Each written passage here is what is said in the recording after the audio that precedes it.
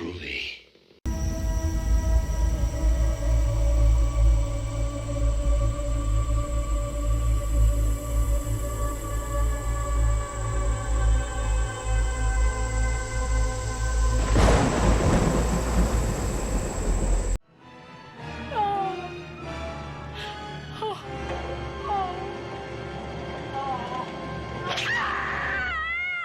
No wonder some people are scared to get in an elevator. Yoo-hoo! And thanks for tuning in to another cult horror movie review. We're back with Brian De Palma this week, as we're reviewing another of his classics. The guy's a phenomenal director, having a career which spans 50 years, and visiting different genres, such as crime dramas, Say hello to my little friend! psychological thrillers, and occasionally horror. While this is not a pure genre film per se, Dressed to Kill is an interesting and original blend of horror, thriller, and even a bit of giallo sprinkled on top. And let me tell you, De Palma doesn't disappoint here. But just before we get going, if there's a cult horror movie you'd like me to review, leave me a comment down below. Don't forget to like this video, subscribe, let me know your thoughts and feelings on Dressed to Kill. Now, just to let you know, I'm gonna do my best to talk about this masterpiece without giving anything away. So not being able to come to an agreement when it came to directing Cruising, starring Al Pacino, director De Palma instead chose to take on Dressed to Kill, a tense and at times shocking picture which doesn't leave anyone indifferent. First and foremost, I want to praise the fantastic Micheal Caine. He plays the psychiatrist of a suburban wife who's unhappy in her marriage. One night, this poor woman is murdered by some mysterious figure. The psycho killer then goes after one of the witnesses. A psychiatrist, a wealthy hooker, and a grieving young boy.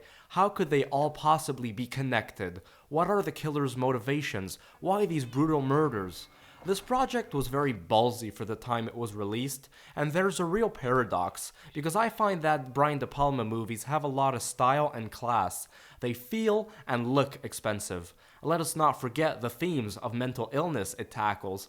And yet, at the same time, there's an enormous amount of inappropriate nudity, extremely explicit sex scenes, and some bloody violence, which is why it was so polarizing. It seems like De Palma was able to marry both aspects of classiness and exploitation surprisingly well. He really had to fight in order to get an R rating instead of an X rating, because the MPAA was not just going to let this one slide, and I can kind of understand them. That being said, it's a film that is well shot and well acted. Like I already said, Micheal Caine, but also Nancy Allen and Keith Gordon are all very convincing here. The movie takes its inspiration from several precedent works. The heavily infused mystery elements are reminiscent of Alfred Hitchcock, and like I already mentioned, there's some giallo in this. Indeed, the maniac uses a sharp razor to kill his victims, wears that black trench coat and black leather gloves, a style which you guys should know by now is a staple for this Italian subgenre of terror. In fact, speaking of maniac, the metro scene where one of the characters is being stalked by the killer reminds me a lot of a scene just like it in the movie Maniac. And guess what? Both films came out the same year, and guess what? They were both shot on location in New York City. But I digress. Overall, there's not a lot more I can say about this classic movie without spoiling it for the viewers, so I'm just gonna end it here. I highly recommend you guys seek this film out. It's tense, it's suspenseful, and at times truly polarizing. And honestly, you will not regret the viewing experience.